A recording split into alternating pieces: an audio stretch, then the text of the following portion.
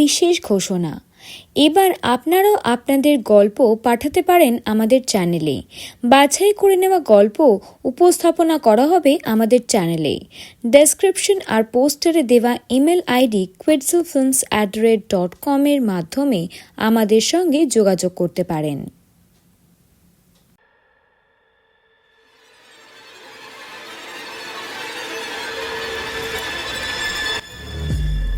কলম যেখানে থামে, কল্পনা সেখান থেকেই শুরু হয়।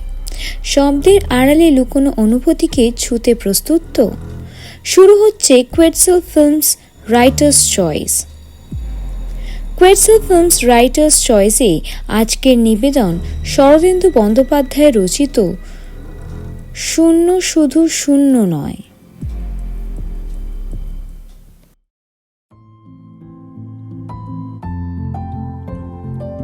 বাংলাদেশের নরম মাটি শেষ হয়ে যেখানে ছোটা নাগপুরের পাথুরে কঠিনতা আরম্ভ হয়েছে, সেখানে একটি ছোট্ট রেল স্টেশন। স্টেশন ঘিরে 2-4টি লোকালয়। বেশিরভাগ ট্রেন এখানে থামে না, হুইসেল বাজিয়ে চলে যায়। দু একটা অতি মন্থর যাত্রী ট্রেন এখানে থামে, আর মালগাড়ি থামে। স্থানটির পরিবেশ অতিশয় নিঝুম। যে 2-4টি মানুষ এখানে জীবনযাত্রা নির্বাহ করে, তাদের প্রকৃতিও নিঝুম। লোকগুলিকে দেখলে মনে হবে তারা এইমাত্র ঘুম থেকে উঠেছে কিংবা এখনই ঘুমিয়ে পড়বে। স্টেশন থেকে আধ মাইল দূরে একটি ছোট্ট নিস্তরঙ্গ নদী আছে। সেটিও যেন ঘুমের ঘোরে চলতে চলতে উপল শয্যার উপর ঝিমিয়ে পড়েছে। পূর্ব বা পশ্চিম থেকে ট্রেন এসে স্টেশনে থামলে কদাচিৎ 2-1টি গ্রাম্য যাত্রী মোটঘাট নিয়ে গাড়ি থেকে অবতরণ করে। তারপর মোটঘাট মাথায় তুলে দিগন্তে বিলীন হয়ে যায়। স্টেশন থেকে যে পথটি অসমতল দিগন্তের দিকে চলে গেছে, সেটির কোনো নির্দিষ্ট গন্তব্য স্থান আছে বলে মনে হয় না। মনে হয় এই পথের কিছু দূর চললেই দেখা যাবে পাথরের কোনো এক ফাটলের মধ্যে ঢুকে পথটি পাহাড়ি ময়লা সাপের মতো কুণ্ডুলি পাকিয়ে ঘুমোচ্ছে। ঘুমনগরীর রাজকুমারীর দেশ, কেবল রাজকুমারীর সন্ধান কেউ জানে না।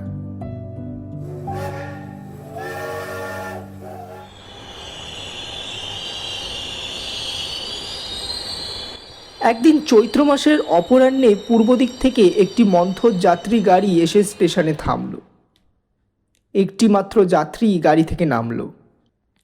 ভদ্র শ্রেণীর বাঙালি যুবক, সঙ্গে অনেক লটবহর। একটা তোরঙ্গ, 2টো কাঠের বাক্স, 2টো পরিপুষ্ট চটের বোড়া, একটা স্থূল হোল্ডল, একটি ইকোনমিক কুকার। গাড়ির অন্য যাত্রীদের সাহায্যে মালগুলি নামাবার সঙ্গে সঙ্গে গাড়ি ফোঁস শব্দে অসন্তোষ জ্ঞাপন করতে করতে চলে গেল।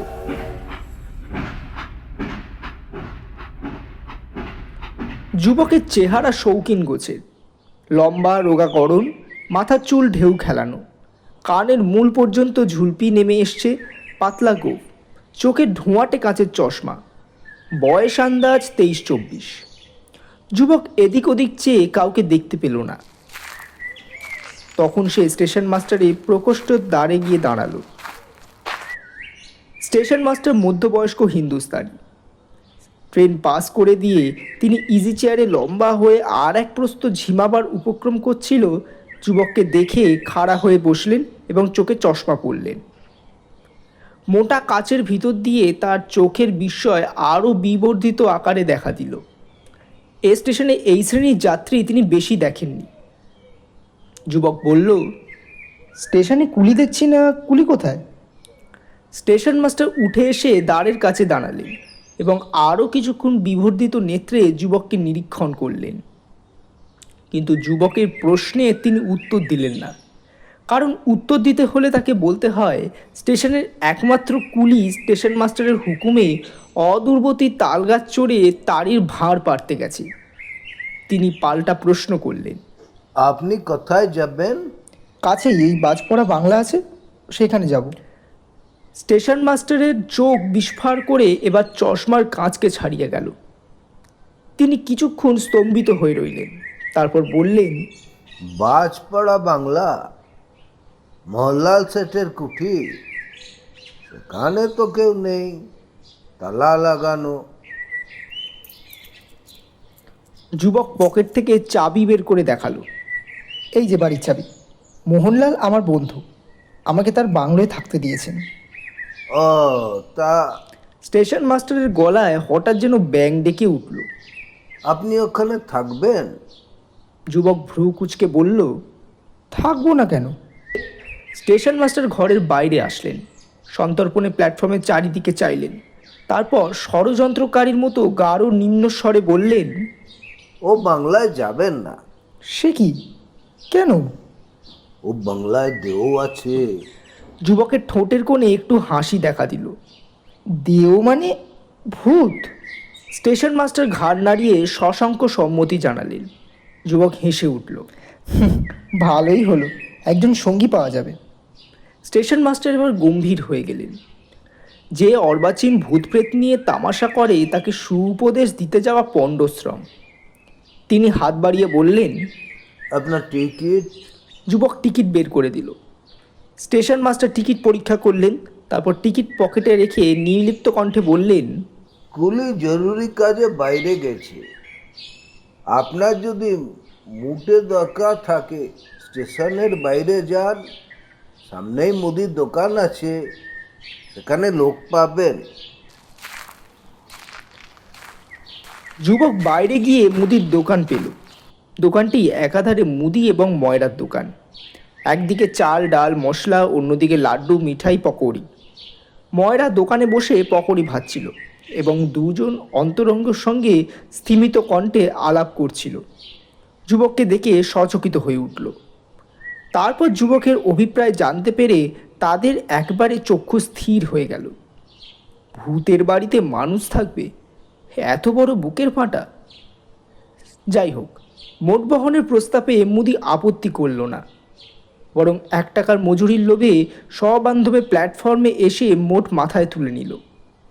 যুবক লক্ষ্য করল বাজ পড়া বাড়ির উদ্দেশ্যে যাত্রা করবার আগে মুদি নিজের দোকান থেকে কিছু মিষ্টি এবং তেলে ভাজা পুটলি করে বেঁধে নিল। যুবক মোটবাহীদের সঙ্গে চলতে চলতে জিজ্ঞেস করল, সঙ্গে খাবার নিলে যে? বাজপড়া বাড়ি কি অনেক দূর নাকি? মুদি বলল, জি না, কাছেই। খাবার নিলাম দেওকে চড়াবো বলে। ও, ভূতকে খেতে দেবে? খাসা ভূত তো, পিন্ডি খায় না, তেলে ভাজা খায়। জি, আমরা সবাই পালা করে ভোগ দিই। ভোগ না দিলে কি হয়? তা কি বলা যায় হুজুর? ঘরে আগুনও লেগে যেতে পারে। মুদির একজন সাথী বলল, ভূত আজ পর্যন্ত কারুর ঘরে আগুন লাগায়নি হুজুর, কিন্তু একদিন খাবার না পেলে কারুর না কারুর ঘরে ঢুকে খাবার খেয়ে যায়, ফেলে ছড়িয়ে নষ্ট করে। তাই আমরা ব্যবস্থা করেছি, যার যেদিন পালা সে সেদিন মুদি ভাইকে 4 পয়সা দেয়, মুদি ভাই দেওকে খাবার দিয়ে আসে। ভূতকে তোমরা কেউ দেখেছো? গোড়ার দিকে কেউ কেউ ছায়া মূর্তি দেখেছিল, এখন আর দেখা যায় না। আচ্ছা, ভূত বাজপড়া বাড়িতে থাকে সেটা জানলে কি করে? বাড়িতে বাজ পড়ার কিছুদিন পর থেকেই ভূতের আবির্ভাব হয়েছে। যারা বজ্রাঘাটে মরেছিল তাদেরই একজন ভূত হয়ে আসে।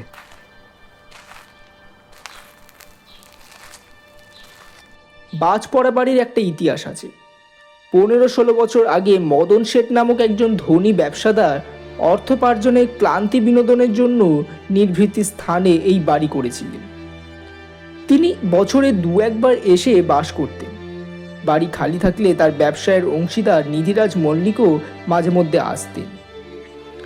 একবার বছর 10 আগে নিধিরাজ এসে এখানে বাস করছিলেন, সঙ্গে স্ত্রী ও অল্পবয়স্ক পুত্র কন্যা ছিল। গ্রীষ্মকাল, একদিন কালবৈশাখী ঝড় দেখা দিল। ঝড় থামলে দেখা গেল বাড়ির মাথায় বজ্রপাত হয়েছে। নিধিরাজ মল্লিক ও তার পরিবারে কেউই জীবিত নেই। খবর পেয়ে বাড়ির মালিক মদন শেঠ যখন এসে পৌঁছলেন, তখন অধিকাংশ মরা শ্রীগালের টেনে নিয়ে গেছে। মদন শেঠ সেই যে বাড়িতে তালা লাগিয়ে প্রস্থান করলেন, আর বাড়িতে পদার্পণ করেননি। তারপর মদন শেঠের মৃত্যু হয়েছে। তার পুত্র মোহনলাল এখন বাড়ির মালিক। সেও এ পর্যন্ত বাড়িতে পদার্পণ করেনি। কেবল বন্ধুকে বিপদ থেকে উদ্ধার করবার জন্য তাকে বাড়িতে থাকতে দিয়েছে।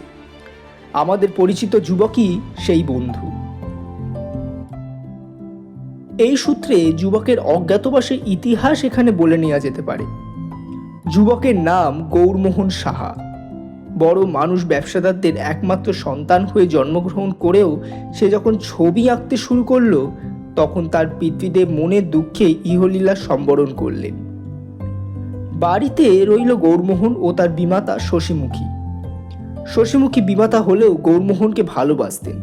তার নিজের পুত্রকন্যা ছিল না। তিনি তাকে পৈতৃক ব্যবসায় নিয়োজিত করবার চেষ্টা করলেন, কিন্তু সে ছবি আঁকতে লাগলো।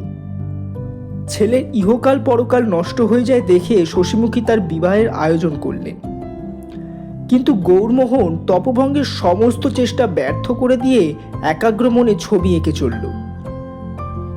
শশীমুখী কিন্তু ছাড়বার পাত্রী নয়। কন্যার রূপযৌবনের বর্ণনা শুনে যখন গৌরমোহন ঘামল না, কন্যাকে সচক্ষে দেখেও যখন সে অটল রইল, তখন শশীমুখী যুক্তিতর্কের পথ ছেড়ে সরলতর পন্থা অবলম্বন করলেন।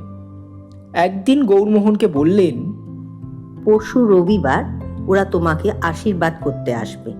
সব ঠিক হয়ে গেছে, আর দেরি করা চলবে না। নোটিশ নয়, সমন নয়, একবারে গ্রেফতারি পরোয়ানা। গৌরমোহনের মাথায় আকাশ ভেঙে পড়ল, কিন্তু সে মায়ের সঙ্গে কখনো তর্ক করে না। তার কথার অবাধ্য হবার মতো রূঢ়তাও তার চরিত্র নেই। একান্ত অসহায়ভাবে এসে ছুটে গেল তার প্রাণের বন্ধু মোহনলালের কাছে। মোহনলাল গৌরমোহনের সমবয়স্ক হলেও বিবাহিত এবং বিষয়বুদ্ধি সম্পন্ন যুবক। সে গৌরমোহনকে সৎ পরামর্শ দিল, বুঝিয়ে দিল যে পলায়ন করলে মাতৃআজ্ঞা লঙ্ঘন করা হয় না, কিছুদিন অজ্ঞাতবাস করলে মাতৃদেবী ধাতস্থ হবেন। অতঃপর গৌরমোহন আর নিজের বাড়িতে ফিরে না গিয়ে বাজপড়া বাড়ির চাবি নিয়ে অজ্ঞাতবাসের জন্য বেরিয়ে পড়ল। অবশ্য বাড়িটার যে ভৌতিক দুর্নাম আছে তা সে পূর্বাহ্নে জানতে পারেনি। পারলে বোধ করি সংকল্পচ্যুতি হতো না। 15 মিনিট পরে লটবহর নিয়ে গৌরমোহন বাজপড়া বাড়ির সম্মুখে এসে দাঁড়ালো। জীর্ণ স্থলিত পাঁচিল ঘেরা বিঘাখানেক স্থান শুকনো গাছপালায় ভরা। তার মাঝখানে ছোটখাটো একতলা একটা বাড়ি। প্রবেশ পথের ফটক অদৃশ্য হয়েছে, কেবল থাম দুটো দাঁড়িয়ে আছে। থামের দুপাশে ঝাঁকড়া দুটো পাকুড় গাছ প্রবেশ পথের উপর তোরণ রচনা করেছে। এই তোরণের ভিতর দিয়ে 30-40 গজ পিছনে বাড়িটি দেখা যায়। ফটকে প্রবেশ করার আগে মুদি খাবারের পুটলি পাকুড় গাছের ডালে টাঙিয়ে দিল। গৌরমোহন বলল, ভূত বুঝি ওই গাছে বসে খানাপিনা করে? মুদি উত্তর দিল না। ভূতের আস্তানায় দাঁড়িয়ে ঠাট্টাই আর কি করা তার নিরাপদ মনে হলো না। অতঃপর বাড়ির দিকে চলতে চলতে গৌরমোহন লক্ষ্য করল, ফটক থেকে আরম্ভ করে বাড়ি পর্যন্ত আগাছার ভিতর দিয়ে অস্পষ্ট একটি পায়ে হাঁটার পথের চিহ্ন গেছে। কঠিন মাটির উপর কোনো দাগ নেই, কেবল শুকনো আগাছা দুপাশে একটু সরে গিয়ে যাতায়াতের পথ ছড়িয়ে দিয়েছে। এ বাড়িতে কেউ থাকে নাকি? মুদি চোখ কপালে তুলল। এ থাকবে হুজুর? কার এত সাহস? চোর ডাকাত? এদেশে মানুষ নাই, যারা আছে তাদের পয়সা নাই। চোর ডাকাত কি করতে আসবে? আমরা 20 বছরের মধ্যে চোর ডাকাতের নামও শুনি নাই। গৌরমোহন ভাবল, হয়তো শিয়াল কুকুর এদিক দিয়ে যাতায়াত করে। সদর দরজার তালায় মরচে ধরে গেছে। কিছুক্ষণ চেষ্টা করবার পর তালা খুলে গেল। গৌরমোহন বাড়ির মধ্যে প্রবেশ করল। সে প্রত্যাশা করেছিল, বহুকালে অব্যবহৃত বাড়ি মেঝে পুরু হয়ে ধুলো জমেছে। ঘরের কোণে কোণে ময়লা মাকড়সার জাল ধুলোর ভারে ঝুলে পড়েছে। সে মনে মনে স্থির করে রেখেছিল, কুলিদের আরও কিছু পয়সা দিয়ে অন্তত একটা ঘর পরিষ্কার করিয়ে নেবে। কিন্তু এ কি, ঘরের মেঝে তকতক করছে, কোথাও একটু অপরিচ্ছন্নতার চিহ্ন নেই, যেন অতিথির আগমনের প্রত্যাশায় কেউ সমস্ত ঝেড়ে মুছে পরিষ্কার করে রেখেছে। গৌরমোহন অন্য ঘরগুলিতে গিয়ে দেখল, বাস করবার জন্য গুটিচারেক ঘর, তাছাড়া রান্নাঘর, স্নানের ঘর ইত্যাদি সমস্ত ঝাড়ামোছা ব্যবহারে সুমার্জিত। বাড়ি বহুকাল বন্ধ থাকলে দূষিত বায়ু যে অস্বাস্থ্যকর শ্যাঁতা গন্ধ পাওয়া যায় তা একেবারেই নেই।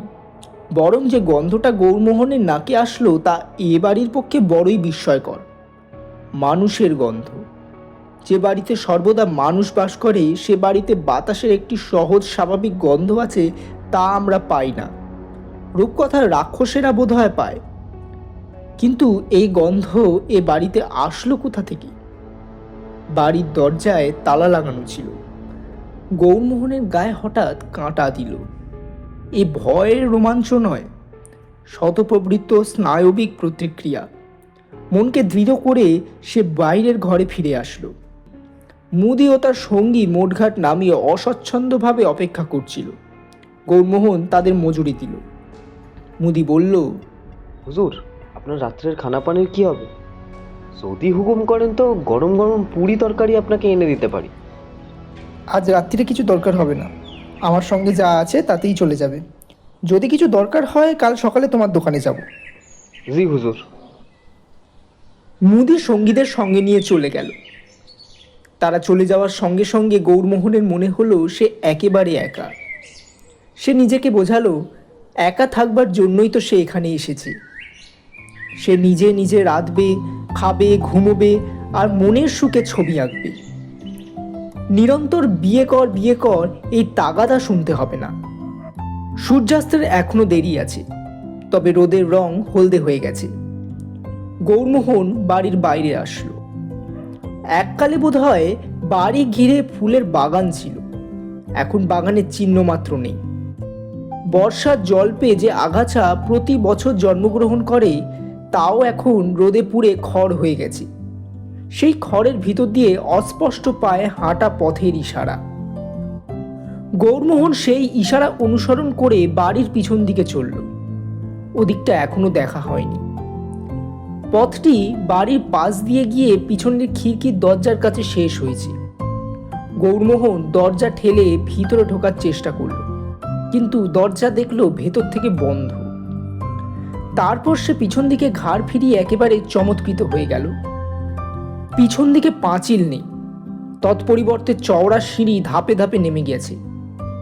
যেখানে সিঁড়ি শেষ হয়েছে সেখানে স্বচ্ছ শীর্ণ একটি নদী বিরল বাঁশ পাহাড়ি মেয়ের মতো শুয়ে আছে। ওপারে শিলাখণ্ড রচিত ঢালু পাহাড়। বাড়ির পেছন দিকে লুকোনো এই দৃশ্য দেখে গৌরমোহন মুগ্ধ হয়ে চেয়ে রইল। যারা এই নিভৃত স্থানে বাড়ির পিছন দিকে পাথর বাঁধানো ঘাট তৈরি করেছিল তারা কালের স্রোতে ভেসে কোথায় চলে গেছে, কিন্তু ঘাটটি এখনো জীবন্ত রয়েছে। নতুন মানুষের পদধ্বনি শোনবার আশায় উৎসুক চোখে অপেক্ষা করছে। গৌরমোহন ঘাটে গিয়ে দাঁড়ালো। তার শিল্পী চোখ চারিদিক ফিরিয়ে দৃশ্যটির রস গ্রহণ করল। তারপর সে জুতো খুলে ঘাটের নিম্নতম পোঠায় গিয়ে পা ডুবিয়ে দাঁড়ালো। রক্তচক্ষু সূর্যে ভরা বাতাসের সমস্ত শীতলতা যেন এই জলের মধ্যে আশ্রয় নিয়েছে। সে নত হয়ে মুখে চোখে জল দিল। মনে মনে স্থির করল কাল সকালে উঠে নদীতে স্নান করবে। ঘাট থেকে ফেরবার পথে গৌরমোহন আবার পথের অস্পষ্ট রেখা দেখতে পেল।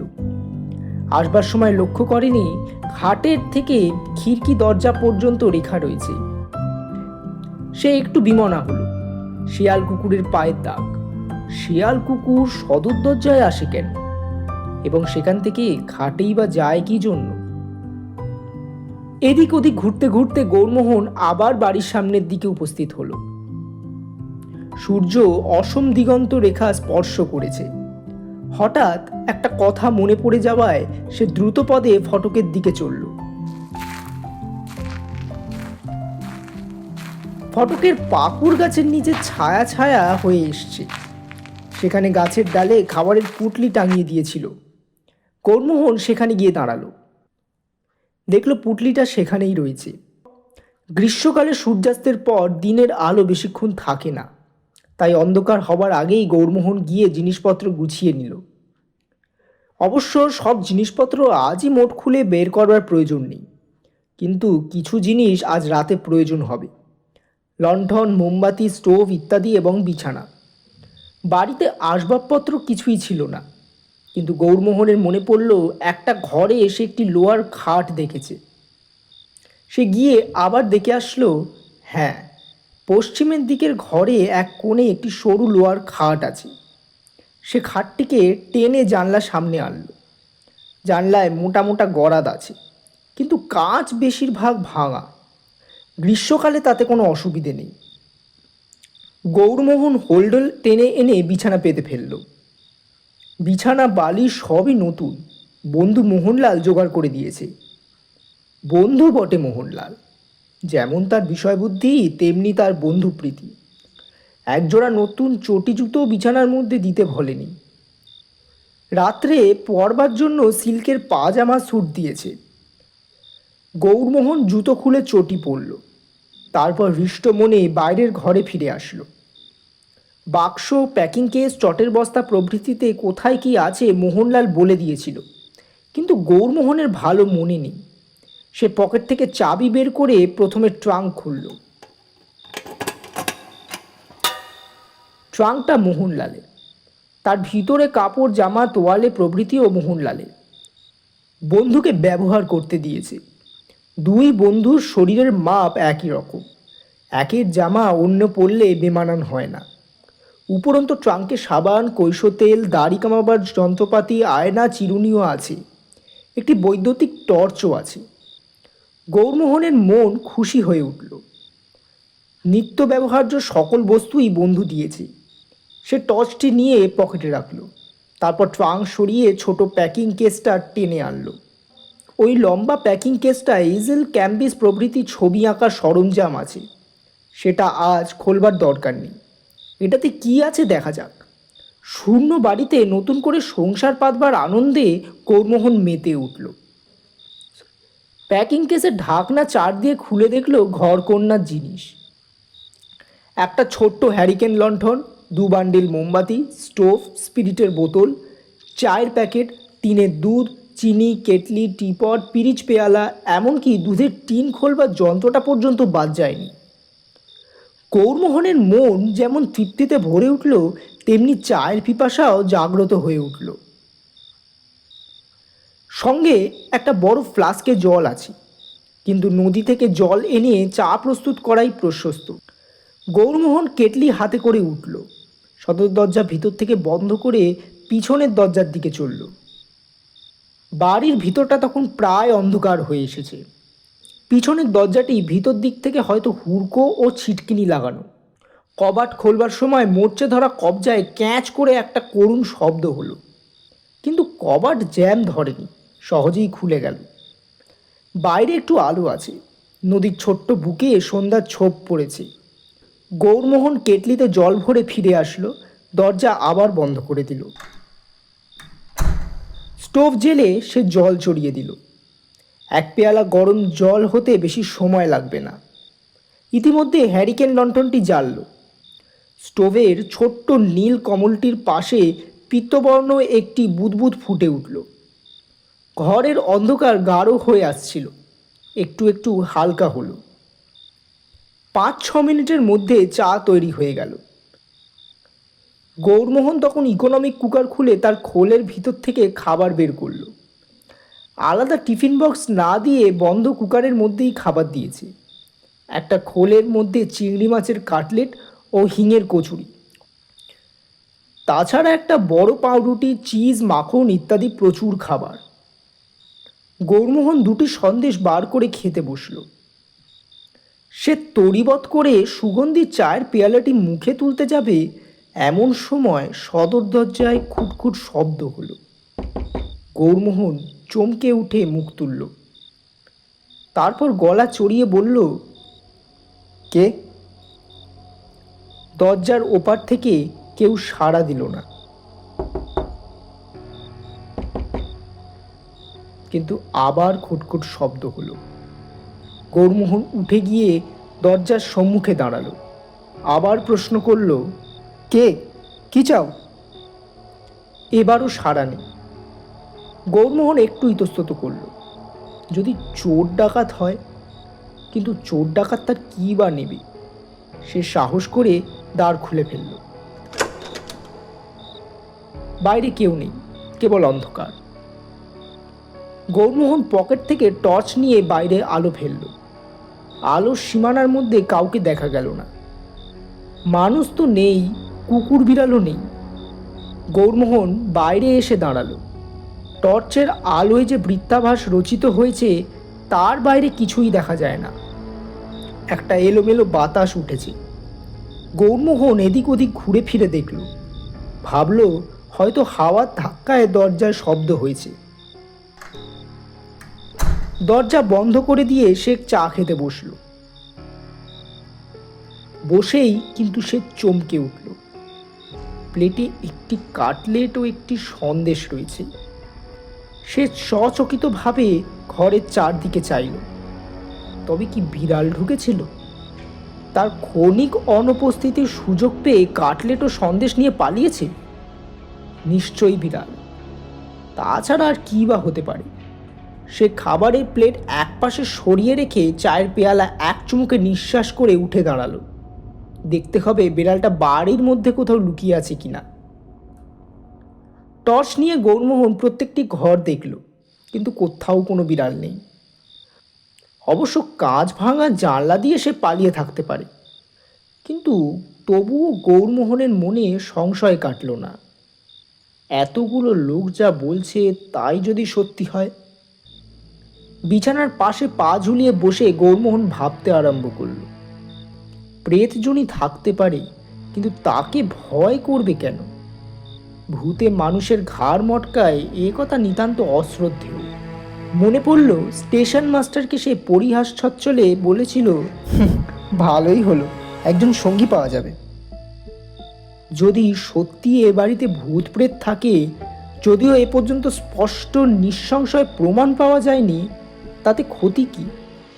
সে তো ভূতের কোনো অনিষ্ট করেনি, বরং ভূতই তার খাবার খেয়ে গেছে।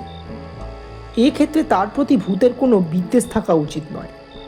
ভূতের যদি খাদ্যদ্রব্যর প্রতি কোনো লোভ থাকে, বেশ তো, ভূতের সঙ্গে সে নিজের খাবার ভাগ করে নেবে। এইভাবে নানান যুক্তিতর্কের দ্বারা গৌরমোহন মনকে দৃঢ় করছে। এমন সময় বাইরের ঘর থেকে অস্পষ্ট একটা শব্দ তার কানে আসলো। এতক্ষণ সে লক্ষ্য করেছিল বাড়ির ভিতর কি বাইরে কোথাও এতটুকু শব্দ নেই। ঝিঝির আওয়াজ পর্যন্ত শোনা যাচ্ছে না। হাওয়া উঠে যে শব্দের সৃষ্টি করেছিল তাও থেমে গেছে। তাই এত গভীর স্তব্ধতার মধ্যে সামনের ঘরের সামান্য আওয়াজটা সে শুনতে পেল। গৌরমোহন নিঃশব্দে উঠে দাঁড়ালো। হ্যারিকেন লণ্ঠনটা সামনের ঘরেই ছিল। সে পা টিপে টিপে গিয়ে উঁকি মারল। কেউ নেই। তখন সে টর্চ জেলে দ্রুত ঘরের চারিদিকে ঘোরালো। সদর দরজা আগের মতোই বন্ধ, ঘরও শূন্য। কিন্তু বিড়ালের উচ্ছিষ্ট বলে সে খাবারগুলি যে সরিয়ে রেখেছিল সেগুলো নেই, প্লেট খালি। গৌরমোহন মনে মনে মন্তব্য করল, পেটুক ভূত, তেলে ভাজা থেকে সন্দেশ পর্যন্ত কিচ্ছু বাদ দেয় না। গৌরমোহন হাতের ঘড়ির দিকে চাইল। 8:30। গ্রীষ্মকালের পক্ষে এমন কিছু বেশি রাত্রি নয়, কিন্তু সঙ্গীহীন অবস্থায় কারোর সাথে কথা না বলে কতক্ষণ জেগে থাকা যায়? ট্রেনের যাত্রায় শরীরও ক্লান্ত, সুতরাং খাওয়া দাওয়া শেষ করেই শুয়ে পড়া যেতে পারে। কাল ভোরে উঠে নদীতে স্নান করতে হবে। গৌরমোহন আহার শেষ করল।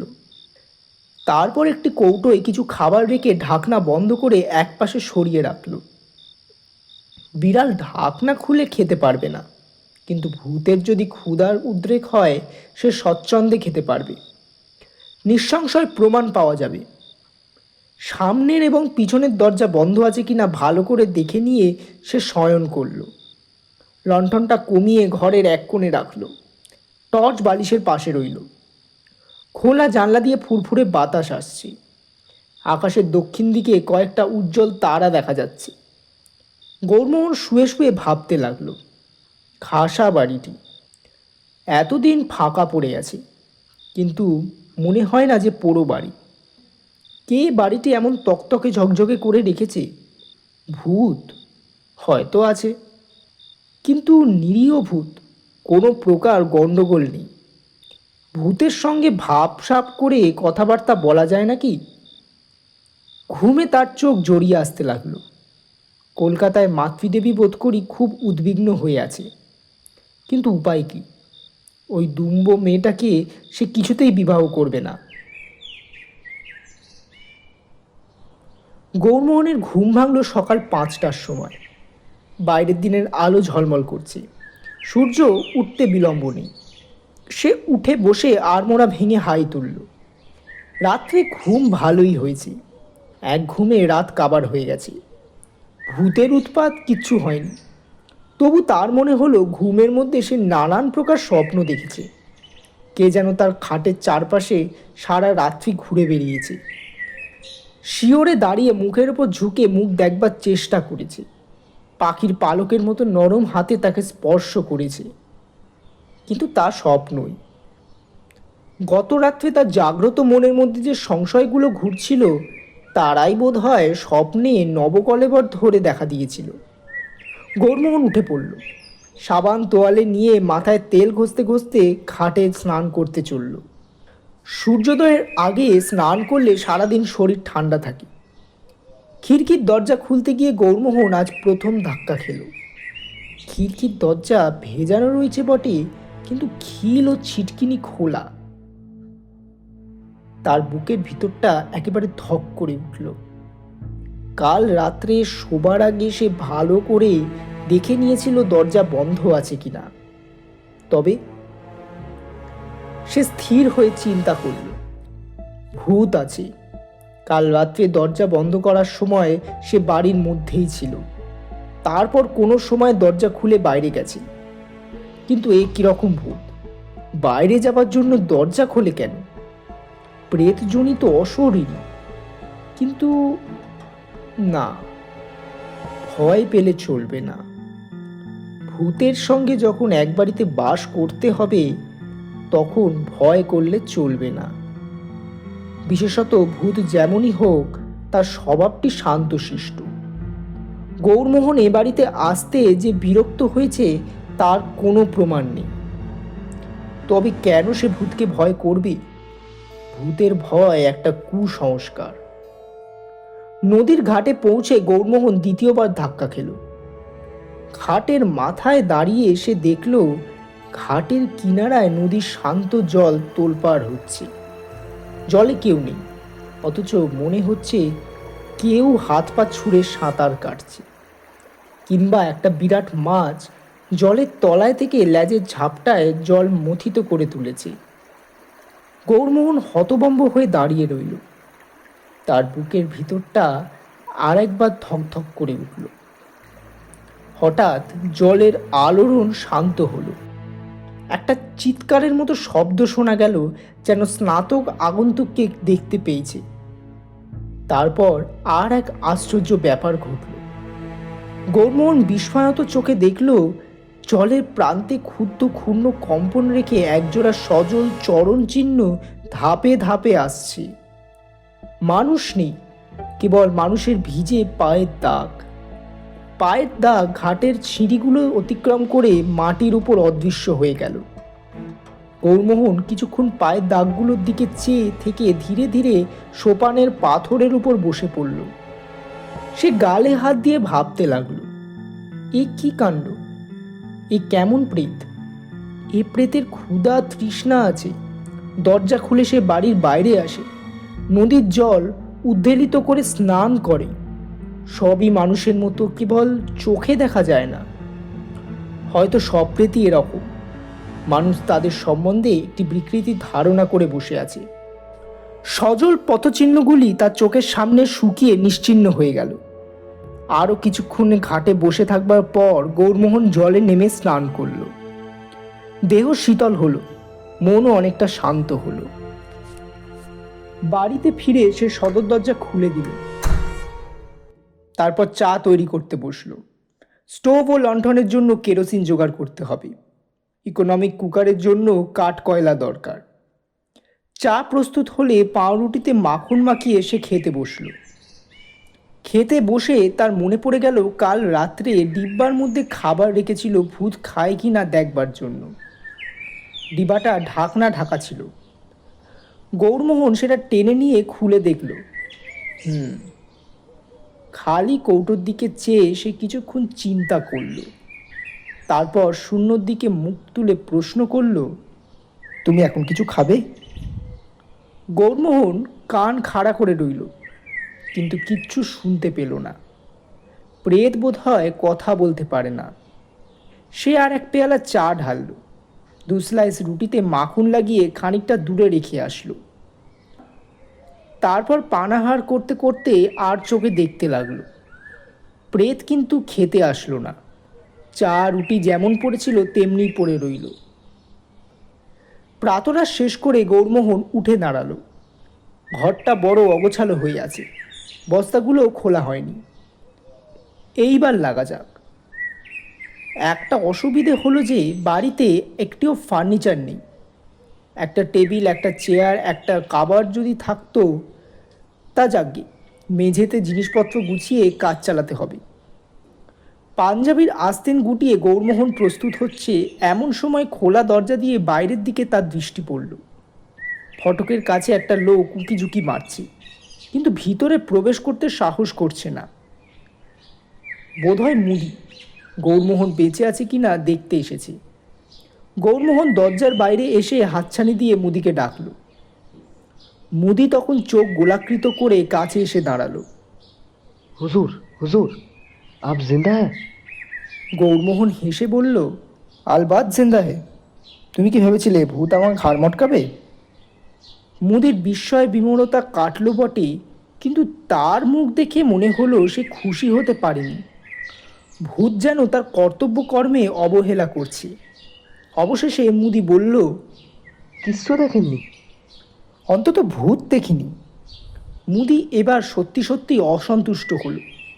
বলল, আপনারা সাদা মনের মানুষ বটে, তাই আপনাকে দেও দেখা দেয়নি। আমি তো তাকে দেখবার জন্য চোখ পেতে আছি। কিন্তু ও কথা থাক, আমার এক বোতল কেরোসিন আর কিছু কাঠ কয়লা চাই। তুমি এনে দিতে পারবে? এখন পারবো না, আধা ঘন্টা পরে ট্রেন আসবে, আর এখনও আমার জিলিপি ভাজা বাকি। তবে আপনি যদি আমার সঙ্গে আসেন তাহলে দিতে পারি। বেশ, চলো। গৌরমোহন সদর দরজায় তালা লাগিয়ে মুদির সঙ্গে বেরিয়ে পড়ল। ফটকের ভিতর দিয়ে যাবার সময় গৌরমোহন জিজ্ঞেস করল, তুমি আজ ভোরবেলা এদিকে এলে যে? মুদি পাকুড় গাছের দিকে আঙুল দেখিয়ে বলল। দেবের জন্য ভোগ এনেছিলাম। গৌরমোহন দেখল পাকুড় গাছের ডালে শাল পাতার মোড়ক ঝুলছে। সে প্রশ্ন করল, তো তোমরা কবার ভূতের ভোগ চড়াও?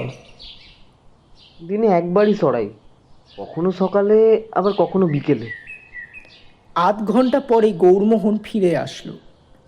এক হাতে গলায় দড়ি বাঁধা কেরোসিনের বোতল, অন্য হাতে কাঠ কয়লার পুঁটলি। ফটক পার করার সময় সে দেখল পাকুড় গাছের ডালে খাবারের মোড়ক যেমন ঝুলছিল তেমনি ঝুলছে। ভূত তার নিয়ে যায়নি। গৌরমোহন মনে মনে হাসল। ভূতের বোধহয় লাড্ডু ও পকোড়িতে আর রুচি নেই। তালা খুলে ঘরে প্রবেশ করে সে থমকে দাঁড়িয়ে পড়ল। ঘরটি পরিষ্কারভাবে ঝাঁট দেওয়া, কিন্তু জিনিসপত্র মুটখাট একটিও সেখানে নেই। গৌরমোহনের চক্ষু স্থির হয়ে গেল। কেরোসিনের বোতল এবং কয়লা নামিয়ে রেখে সে ছুটে ভিতরে গেল। তার শয়ন ঘরটিও পরিষ্কৃত করা হয়েছে এবং তার ট্রাঙ্কটি ঘরের একপাশে রাখা রয়েছে। অতঃপর গৌরমোহন অন্য সব ঘরগুলির দিকে গেল। তার কোনো জিনিস খোয়া যায়নি। যে বস্তাগুলি খোলা হয়নি সেগুলো অন্য একটি ঘরে রাখা রয়েছে। ইকোনমিক কুকার, স্টোভ ইত্যাদি যাবতীয় দ্রব্য রান্নাঘরে শোভা পেয়েছে। যে দুটি পেয়ালায় সে চা ঢেলেছিল সে দুটি ধোয়া মোছা অবস্থায় রান্নাঘরে রয়েছে। প্লেট দুটিও ধোয়া। গৌরমোহন প্রকাণ্ড একটি হাঁফ ছেড়ে গদগদে কণ্ঠে বলল, তোমাকে ধন্যবাদ, আমার অনেকখানি কাজ গুছিয়ে দিয়েছো। ভূতের কাছ থেকে কোনো প্রত্যুত্তর আসলো না, কিন্তু গৌরমোহন বেশ স্বচ্ছন্দতা বোধ করতে লাগল। এমন সহৃদয় ভূতকে সঙ্গীরূপে পাওয়া ভাগ্যের কথা। ভূত তার আগমনে রাগ করেনি, বরঞ্চ খুশিই হয়েছে। গৌরমোহন কাজে লেগে গেল। বস্তা, প্যাকিং কেস প্রভৃতি খুলে জিনিসগুলো যথাযোগ্য স্থানে সাজিয়ে রাখতে লাগলো। ছবি আঁকার জিনিসগুলো একটি ঘরে রেখে আসলো। এই ঘরটি হবে তার ছবি আঁকার ঘর। ঘণ্টাখানেকের মধ্যে সাজানো গোছানো সম্পূর্ণ হলো। তখন সে বাইরের ঘরে এসে দেখল ভূত কোনো ফাঁকে কেরোসিনের বোতল এবং কয়লা রান্নাঘরে রেখে এসেছে। ভারী পরিষ্কার পরিচ্ছন্ন ভূত অগোছালো এলোমেলো ভাব একেবারে পছন্দ করে না। এতক্ষণে বেশ বেলা হয়েছে। গৌরমোহনের মনে পড়ল হাত ঘড়িটা রাত্রে বালিশের তলায় রেখে শুয়েছিল। আজ সকালে দম দেওয়া হয়নি। সে শোয়ার ঘরে গিয়ে বালিশ উল্টে দেখল ঘড়ির যথাস্থানে আছে এবং তাতে দম দেওয়া হয়েছে। সে উচ্চকণ্ঠে হেসে উঠল। ঘড়িতে এখন 8টা বাজেনি, সুতরাং রান্না চড়াবার তাড়া নেই। ইতিমধ্যে কি করা যায়? ভূতের সঙ্গে আলাপ জমাতে পারলে মন্দ হতো না, কিন্তু ভূত যে কথাই বলে না। একতরফা বাক্যলাপ কতক্ষণ চালানো যায়? তবু গৌরমোহন চেষ্টা ত্রুটি করল না। এ ঘর ও ঘর ঘুরে বেড়াতে বেড়াতে অশরীরীর উদ্দেশ্যে বলতে লাগলো, দেখো, তোমার নাম জানি না, কিন্তু তুমি আমার বন্ধু। আমার কত কাজ করে দিয়েছো। আমার বন্ধু ভাগ্য খুব ভালো। ওদিকে মোহনলাল আর এদিকে তুমি। এসো না, দুজনে বসে খানিক গল্প করি। তুমি আমাকে দেখতে পাচ্ছ, কিন্তু আমি তোমাকে দেখতে পাচ্ছি না তো। আমার চেয়ে তোমার চোখের জ্যোতি বেশি। কিন্তু তুমি কথা বলছো না কেন? বলো না দুটো কথা শুনি। আচ্ছা, আজ কি রান্না করবো বলো? আমার সঙ্গে চাল, মুগের ডাল, ময়দা, আলু, পটল, পেঁয়াজ আছে। ভালো ঘি আছে, খাঁটি সর্ষের তেলও আছে। বলো না কি রাঁধি? তুমি যা বলবে তাই রাঁধবো। দুজন মিলে খাওয়া যাবে। কিন্তু কোনো ফল হলো না। গৌরমোহন অনুভব করলো ভূত কাছেই আছে, তার কথা শুনছে, তাকে দেখছে, কিন্তু কথা বলছে না। হয়তো ভূতেরা কথা বলতে পারে না। গৌরমোহন আর কিছুক্ষণ ভূতকে কথা বলবার চেষ্টা করে শেষে হতাশ হয়ে হাল ছেড়ে দিল। এবার রান্না চড়ানো যেতে পারে। বেশি কিছু নয়, ভাত, আলু ভাতে আর আলু পটলের ডালনা, সঙ্গে ঘি আছে, এতেই বেলা চলে যাবে। ও বেলা না হয় ভালো করে রাঁধা যাবে। গৌরমোহন রন্ধন ব্যাপারেও একজন শিল্পী। রান্নাঘরে গিয়ে সে প্রথমে নদী থেকে 1 বালতি জল নিয়ে আসলো। তারপর চাল ধুয়ে এবং আলু পটল কেটে কুকারে রান্না চড়িয়ে দিল। 2 ঘন্টা আর কোনো কাজ নেই। গৌরমোহন গুনগুন স্বরে সুর ভাঁজতে ভাঁজতে বাড়ি ময় ঘুরে বেড়ালো। ট্রাঙ্ক খুলে জিনিসপত্র নাড়াচাড়া করলো। আসবার সময় হাওড়া স্টেশনে কয়েকটি লোমহর্ষ উপন্যাস কিনেছিল, সেগুলির পাতা উল্টোলো। ভূতের সঙ্গে আর একবার ব্যবহারিক সম্পর্ক স্থাপনের ব্যর্থ চেষ্টা করল। তারপর বিছানায় চিত হয়ে শুয়ে পা নাড়তে নাড়তে কলকাতার পরিস্থিতির কথা ভাবতে লাগলো। মাতৃদেবী বোধ হয় এতক্ষণে কলকাতা শহর চষে ফেলেছে। তিনি যদি জানতে পারেন মোহনলাল ষড়যন্ত্রে লিপ্ত আছে, তাহলে আর রক্ষা থাকবে না। মোহনলালের জীবন দুর্বহ হয়ে উঠবে। 12টার সময় গৌরমোহন আহার করতে বসল। সঙ্গে একটি মাত্র বগি থালা ছিল, সেটিতে ভূতের জন্য ভাত বাড়ল, নিজের জন্য রেকাবি রইল। আহার করতে করতে ভূতকে বলল, তুমি খেতে বসলে পারতে তো, একসঙ্গে খাওয়া চুকিয়ে নেওয়া যেত। যাকগে, ঠিক আছে, তোমার যেমন ইচ্ছে। আমার সামনে খেতে যদি সংকোচ হয়। একা একাই আহার সম্পন্ন করে গৌরমোহন শয়ন ঘরে ফিরে গেল। একটি লোমহর্ষক উপন্যাস নিয়ে শুয়ে পড়ল। লোমহর্ষক উপন্যাস পড়তে পড়তে তার চোখ জড়িয়ে আসলো। তন্দ্রার মধ্যে এসে শুনতে পেল খিড়কি দরজা খোলার ক্যাঁচ শব্দ হলো। বোধহয় ভূত দরজা খুলে নদীর ঘাটে গেল। আলু ভাতে আলু পটলের ডালনা ভূতের কেমন লাগলো কে জানে। গৌরমোহন ঘুমিয়ে পড়ল। তার দেহ মনে বোধহয় অলক্ষিত কিছু ক্লান্তি জমা হয়েছিল। একেবারে ঘুম ভাঙল বেলা 3টে। সে তাড়াতাড়ি উঠে পড়ে মুখে চোখে জল দিয়ে রান্নাঘরে গেল। দেখল দুপুরবেলায় উচ্ছিষ্ট বাসন কোসন ভূত মেজে ধুয়ে কোণে উপুর করে রেখে দিয়েছে। মনে মনে ভূতকে ধন্যবাদ জানিয়ে সে জল পান করল। তারপর ছবি আঁকার ঘরে গিয়ে ছবি আঁকার জন্য প্রস্তুত হলো। ঘরের একটা জানলা পিছন দিকে, এই জানলা দিয়ে নদী ও ঘাটের দৃশ্য দেখা যায়। বাইরে অপরাহ্নে সঞ্চিত সূর্যোত্তাপ নিথর বাতাসে শুকনো বাষ্পের মতো স্পন্দিত হচ্ছে। গৌরমোহন জানলার কাছে ইজেল খাড়া করে একটা প্যাকিং কেস টেনে এনে তার উপর বসল। কি আঁকবে তা সে ঠিক করে ফেলেছে। শুকনো প্রাণহীন শূন্যতার মাঝখানে একটি ছোট্ট বাড়ি। বাড়িটি জীবন্ত, তার ছোট ছোট দরজা জানলা যেন তার মুখ চোখ। বিপুল শূন্যতার মাঝখানে বসে বাড়িটি হাসছে। ছবির নাম শূন্য শুধু শূন্য নয়। মনে ছবির প্ল্যান করে নিয়ে সে আঁকতে শুরু করলো। তেল রং ছবি আঁকতে গৌরমোহনের সুবিধে হয়। সে প্যালেটেও রং মেশালো। প্রথমটা ধীরে ধীরে আঁকলো, তারপর মন বসে গেল। কতক্ষণ আপন মনে ছবি আঁকছে তার জ্ঞান ছিল না। ঘাড়ের কাছে আতপ্ত নিঃশ্বাসের স্পর্শে সে চমকে উঠল। ভূত বোধ করি ছবি আঁকা দেখতে দেখতে তন্ময় হয়ে শিল্পীর ঘাড়ের কাছে এসে পড়েছিল। গৌরমোহন সচকিত ঘাড় ফিরিয়ে বলে উঠল, মনে হলো যে পিছনে দাঁড়িয়েছিল সে চট করে পিছু হাঁটল। গৌরমোহন মুহূর্তের মধ্যে নিজেকে সামলিয়ে নিয়ে বলল, ও তুমি আমার ছবি আঁকা দেখছো? বেশ বেশ, তা যেটুকু এঁকেছি কেমন মনে হচ্ছে? এখন বোধ হয় ঠিক বুঝতে পারছো না, আর একটু আঁকা হলে বুঝতে পারবে, তাই তো? গৌরমোহন আবার আঁকায় মন দিল। আঁকতে আঁকতে ভূতের উদ্দেশ্যে দু চারটি কথা বলে আবার আঁকে। এইভাবে বেশ খানিকক্ষণ চলবার পর একসময় সে অনুভব করল যেন ঘরের আলো কমে আসছে। শুধু তাই নয়, বাতাসের অভাবে দম বন্ধ হয়ে আসছে। সে তুলি ফেলে জানলার বাইরে তাকালো। সূর্যের আলো কেমন ঝাপসা হয়ে গেছে। তারপরই তার চোখ পড়ল নদীর ওপারে ঈশান কোণে ধূসর পিঙ্গল মেঘ তুলেছে। একটা দমকা হাওয়া আগাছার ভিতর দিয়ে বয়ে গেল। নদীর নিস্তরঙ্গ জল রোমাঞ্চিত হয়ে উঠল। গৌরমোহন আনন্দের স্বরে বলে উঠল, ঝড় আসছে, ঝড় আসছে। চৈতালি ঝড় নতুন কিছু নয়, প্রতি বছরই আসে। একবার এই বাড়ির সকলকে বজ্রাহত করে দিয়ে চলে গেছিল। দেখতে দেখতে বিদ্যুৎজিত ঝড় এসে পড়ল। আকাশে শুম্ভ নিশুম্ভের যুদ্ধ বেঁধে গেল।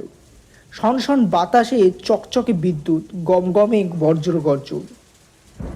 বৃষ্টি মুষলধারে আকাশের কোথাও তিলমাত্র ছিদ্র রইল না। গৌরমোহনের মন ময়ূরের মতো নেচে উঠল।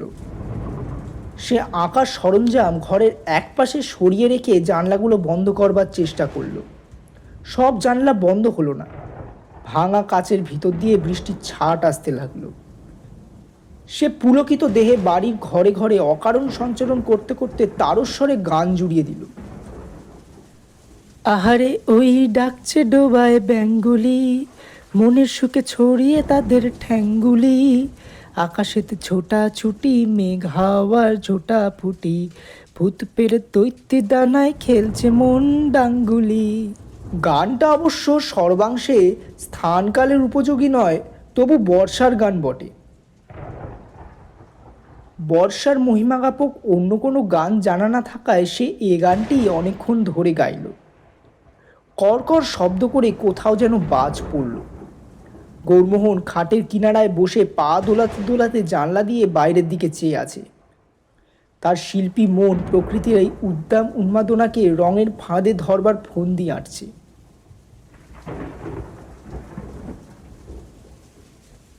এবার যেন বাড়ির খুব কাছেই বাজ পড়ল। বিদ্যুৎ ঝলক এবং বাজের আওয়াজ প্রায় একসঙ্গে তার চোখ কান ধাঁধিয়ে দিল। তারপরই লোমহর্ষক কাণ্ড। গৌরমোহনের কানের কাছে ভাঙা ভাঙা অস্ফুট স্বরে, আমার বড্ড ভয় করছে বলে কে তাকে জড়িয়ে ধরল। গৌরমোহনের হৃৎপিণ্ড একটা ডিগবাজি খেয়ে গলার কাছে ধরধর করতে লাগলো। সে দিশেহারা হয়ে অদৃশ্য জীবনের আলিঙ্গন থেকে মুক্ত হওয়ার জন্য হাত পা ছুটতে ছুটতে চিৎকার করল, ছেড়ে দাও, ছেড়ে দাও, আমাকে ছেড়ে দাও। কিন্তু সে অদৃশ্য প্রাণীর আলিঙ্গন ছাড়তে পারল না। ধস্তাধস্তি করতে করতেই ভাঙা ভাঙা স্বর শুনতে পেল, আমাকে ছেড়ে দিও না, আমার বড্ড ভয় করছে। তৃতীয়বার বজ্রপাতের শব্দে বাড়িটা কেঁপে উঠল। কিন্তু আশ্চর্যের কথা, এই শব্দে গৌরমোহনের ভয়ে বিহ্বলতা কেটে গেল। প্রাকৃতিক বিপর্যয় আশঙ্কা বোধ করি অপ্রাকৃতের ভয়কে দূর করে দিল। এতক্ষণ সে নিজেকে ছাড়াবার চেষ্টা করছিল।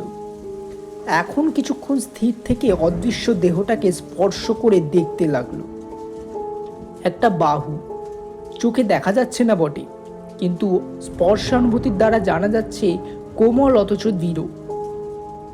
গৌরমোহন 2 হাতে অদৃশ্য দেহটাকে স্পর্শ করে দেখতে দেখতে বলল, তুমি কে? ভূত নাও? শীর্ণ কম্পিত কণ্ঠে উত্তর আসলো,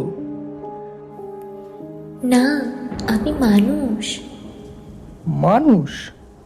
কিন্তু কিন্তু তোমাকে দেখতে পাচ্ছি না কেন? আমি আমি অদৃশ্য দেহটা থরথর করে কাঁপতে লাগলো। গৌরমোহন হাত দিয়ে অনুভব করে চলল। বাহু শেষ হয়ে কাঁধ আরম্ভ হয়েছে। কাঁধের ওপর অদৃশ্য চুলের গোছা, তারপর গলা, তারপর গৌরমোহন একটা খাবি খাওয়ার চিৎকার করে উঠল। হ্যাঁ, তুমি মেয়ে? ঝড়ের দুরন্ত অভিযান 10 দিক দলিত করে চলে গেছে। পিছনে পড়ে আছে ভেজা মাটি এবং বাতাসের অবসন্ন নিঃশ্বাস। 2টি মানুষ খাটের কিনারায় পাশাপাশি বসে আছে, একজন অদৃশ্য, একজন দৃশ্য। থেমে থেমে কথা হচ্ছে। গৌরমোহন চিরদিনই মেয়েদের কাছে মুখ চোরা। আজ অভাবিত ঘটনাচক্রে এই অদর্শনা যুবতীর স্পর্শ লাভ করে সে আরও বিহ্বল হয়ে পড়েছে। গৌরমোহন বলল, তোমার আর ভয় করছে না তো? উত্তর আসলো, না, মেঘ ঢাকলেই ভয় করে। গলার স্বর একটু স্পষ্ট হয়েছে। মানে তোমার নামটা এখনো জানা হয়নি। আমার নাম গৌর। আমার নাম ছায়া। কিছুক্ষণ চুপচাপ, তারপর গৌরমোহন হাতের ঘড়ি দেখল। 6:30 বেজেছে, চায়ের সময় হলো। তুমি চা খাবে? খাবো। চায়ের সঙ্গে লুচি আর আলু ভাজা, কি বলো?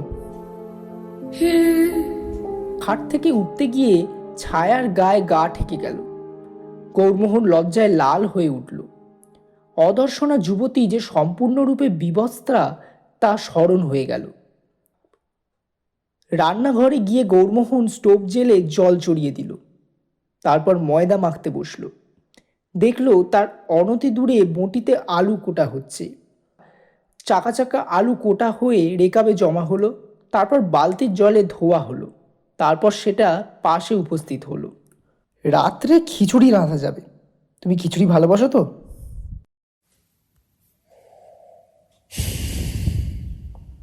একটি নিঃশ্বাস পড়ল। তেলে ভাজা আর লাড্ডু ছাড়া সবই ভালোবাসি। তাই সে নতুন খাদ্যদ্রব্য দেখে লোভ সম্বরণ করতে পারেনি। গৌরমোহন সহানুভূতির সুরে বলল, আহা, তেলে ভাজা ফুলুরি আর লাড্ডু খেয়ে খেয়ে অরুচি ধরে গেছে। তুমি চায় ক চামচ চিনি খাও? অনেক দিন চা খাইনি।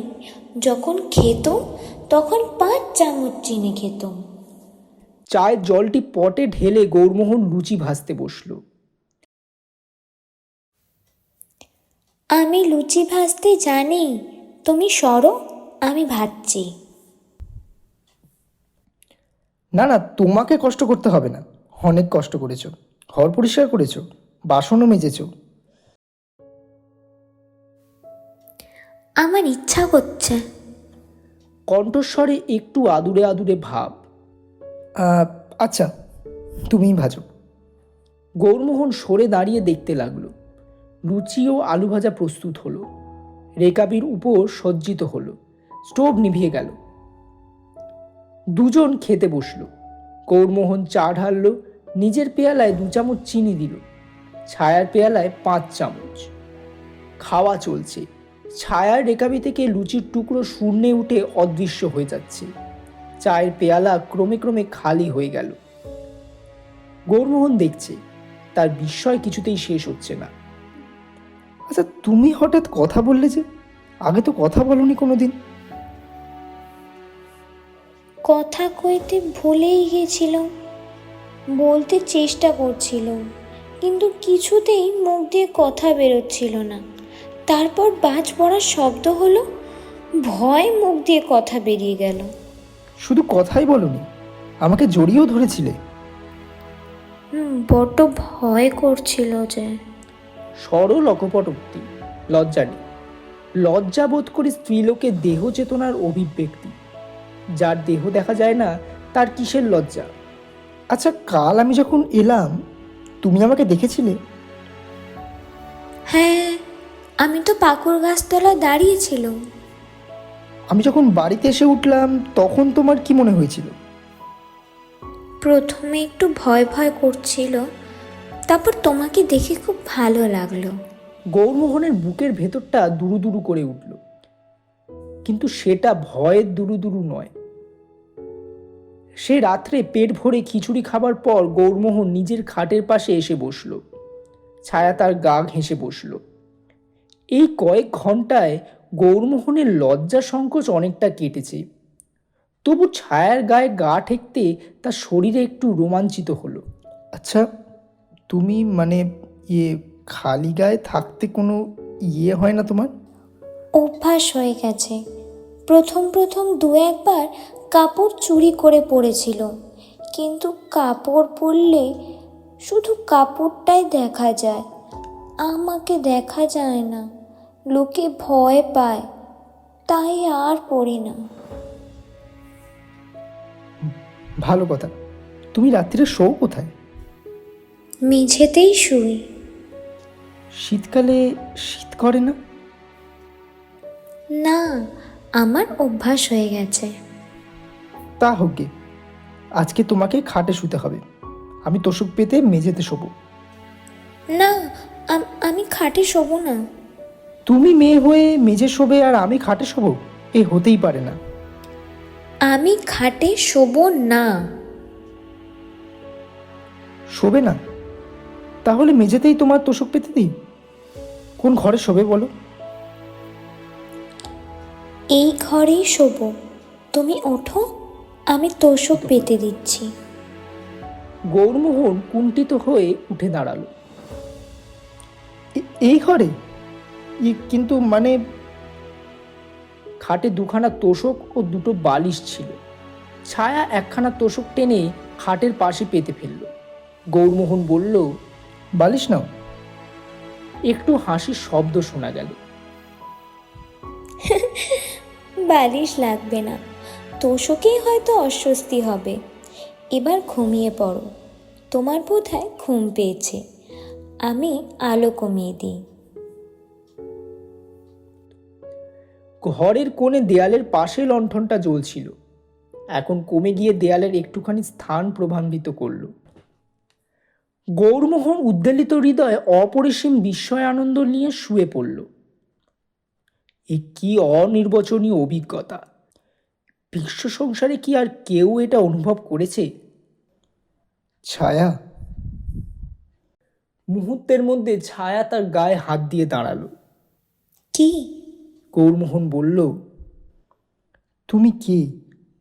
কি করে অদৃশ্য হয়ে গেলে? কিছুই তো জানা হয়নি, বলবে আমায়? ছায়া খাটের পাশে বসল। গৌরমোহনের একটা হাত নিজের দু হাতের মধ্যে চেপে ধরল।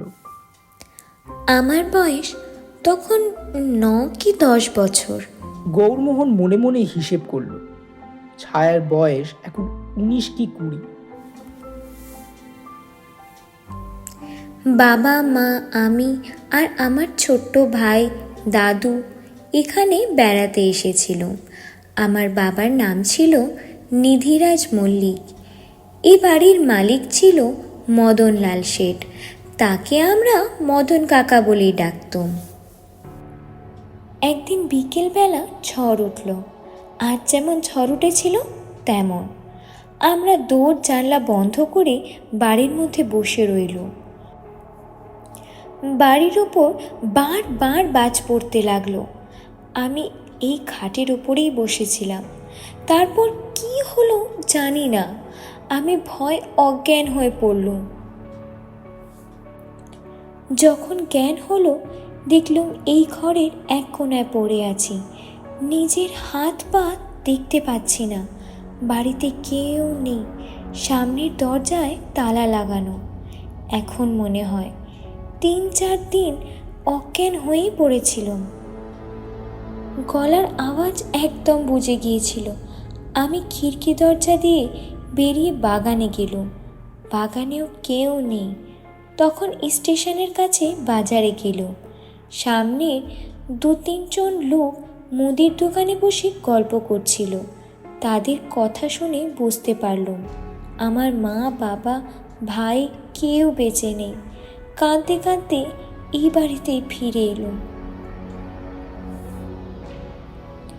সেই দিন থেকে একলা এই বাড়িতে আছি। প্রথম খিদে পেলে মুদির দোকানে গিয়ে খাবার চুরি করে আনতো, তারপর ওরাই এসে খাবার দিয়ে যেত। এমন করে কত বছর কেটে গেল। তারপর তুমি এলে।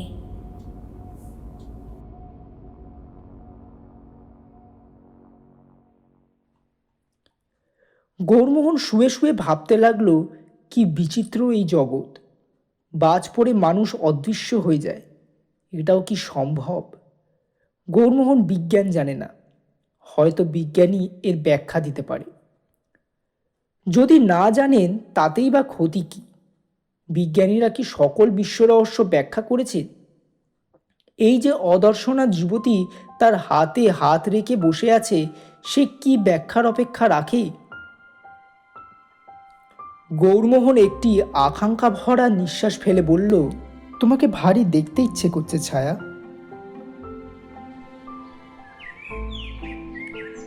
পরদিন সকালবেলা দেরিতে ঘুম ভাঙল। অনেক রাত্রি পর্যন্ত তারা গল্প করেছে, ঠিক যেন ফুলশয্যার রাত্রে নতুন বর বউ। তবু কৌতূহল শেষ হয়নি, সঙ্গে তৃষ্ণাও মেটেনি। অবশেষে রাত্রি শেষ হয় দেখে জোর করে ঘুমিয়েছিল। সকালে ছায়া গৌরমোহনের বুকের উপর করতল রেখে ডাকল, ওঠো, চা এনেছি।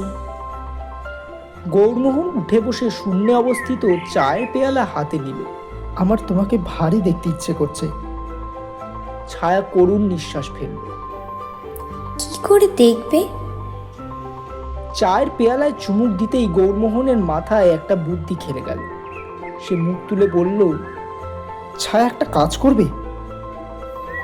কি? তুমি কাপড় জামা পরো, তাহলে খানিকটা তো দেখতে পাবো। কাপড় জামা পরার নামে ছায়ার কণ্ঠে একটু স্ত্রী সুলভ উৎসুক ফুটে উঠল। কাপড় জামা কোথায়? আমার বাক্সে ধুতি আর গেঞ্জি আছে, তাই পরো। শাড়ি ব্লাউজ তো নেই। ছায়া দ্বিধা ভরে বলল, আচ্ছা। গৌরমোহন চায়ের পেয়ালা নিঃশেষ করে বলল, আমি এখন আসছি। বলে গোসলখানার দিকে চলে গেল। 10 মিনিট পরে ঘরে ফিরে এসে গৌরমোহন চমকে উঠল। খাটের পাশে দাঁড়িয়ে আছে একটি প্রেত মূর্তি। হাত পা নেই, মাথা নেই, সাদা কাপড়ে ঢাকা একটি কবন্দ। গৌরমোহন সত্রাবাসে বলে উঠল, ছায়া, খুলে ফেলো, শিগগিরই খুলে ফেলো। আমি দেখতে পাচ্ছি না, মনে হচ্ছে তুমি একটা পেতনি।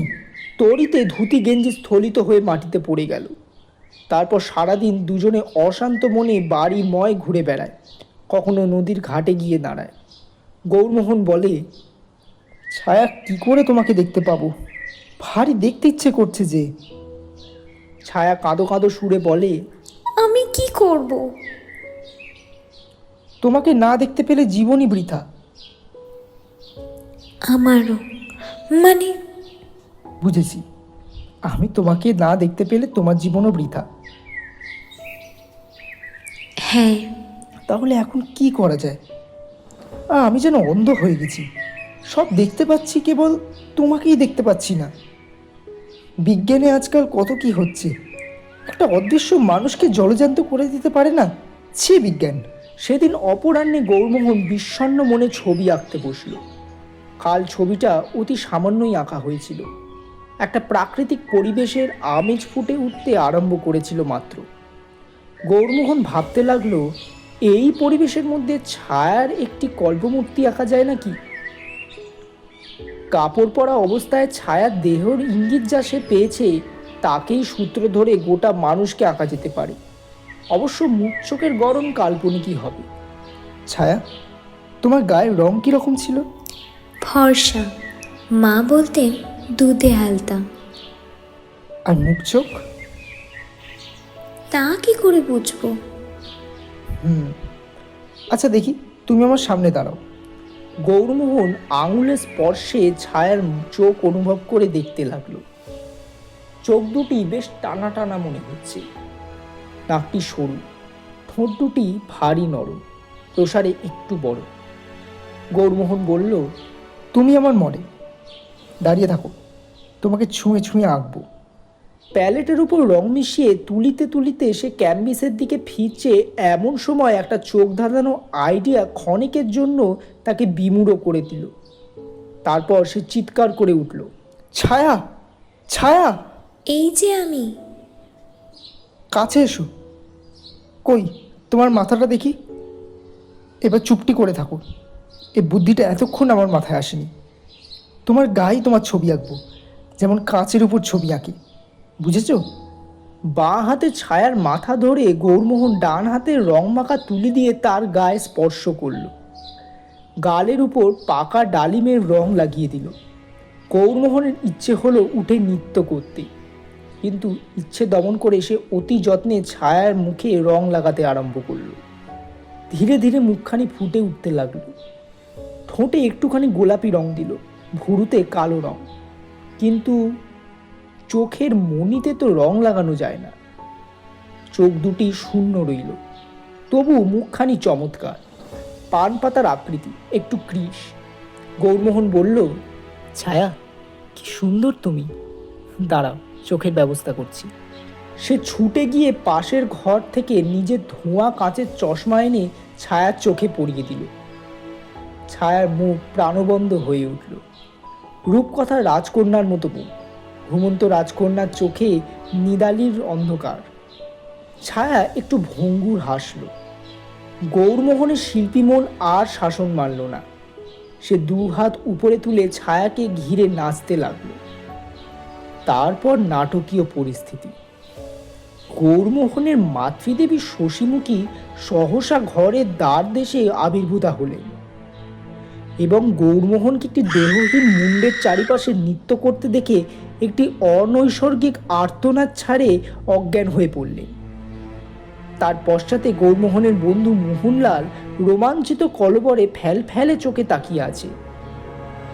শশীমুখীর আবির্ভাব অনৈসর্গিক নয়। গৌরমোহন ফেরার হবার পর তিনি প্রচণ্ড বেগে তদন্ত শুরু করে দিয়েছিলেন এবং অল্পকালের মধ্যে বুঝতে পেরেছিলেন যে মোহনলাল ষড়যন্ত্রে লিপ্ত আছে। তিনি তখন মোহনলালের গলা টিপে ধরেছিলেন। মোহনলাল বেশিক্ষণ সেটা সহ্য করতে পারেনি, সত্য কথা বলে ফেলেছে। তখন শশীমুখী মোহনলালকে সঙ্গে নিয়ে গৌরমোহনকে ধরতে এসেছিল। তারপরই নাটকীয় পরিস্থিতি। গৌরমোহন বন্ধুর ওপর রাগ করল না, বরং বলল, যাকে ভালোই হয়েছে। সে মোহনলালকে সব কথা খুলে বলল।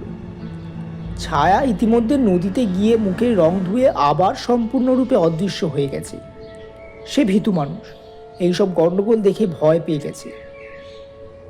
শশীমুখীর জ্ঞান হলে তিনি ভয়ার্ত চোখে একবার চারিদিকে চাইলেন, তারপর বাবা গো বলে ঊর্ধ্বশ্বাসে স্টেশনের দিকে যাত্রা করলেন। তার গতিবেগ লক্ষ্য করবার লোক ছিল না, থাকলেই দৃশ্য দেখে চমৎকৃত হয়ে যেত। পাকুড়তলায় দাঁড়িয়ে গৌরমোহন মোহনলালকে বলল, তুই মাকে নিয়ে ফিরে যা, শিগগিরই একটা পুরুত নিয়ে আসবি, দেরি করবি না। আচ্ছা, তখন তোর বউকে ভালো করে দেখবো। আর একটা কথা, তুই তোর বাড়িটা আমাকে বিক্রি করে দে ভাই, এখানে বউ নিয়ে থাকবো। বিক্রি করবো না, বাড়িটা তোর বিয়ের যৌতুক। আচ্ছা চললাম, কাল পরশুর মধ্যেই পুরুত নিয়ে ফিরবো। সন্দেশ, মাছ, কেনার গয়না, বেনারসি সব নিয়ে আসবো। মোহনলাল চলে গেল। গৌরমোহন দাঁড়িয়ে হাত নাড়তে লাগলো। একটি বাহু এসে তার বাহুর সাথে জড়িয়ে গেল। গৌরমোহন সেদিকে ফিরে বলল, চলো আরেকবার, ভালো করে এখনো তোমায় দেখা হয়নি।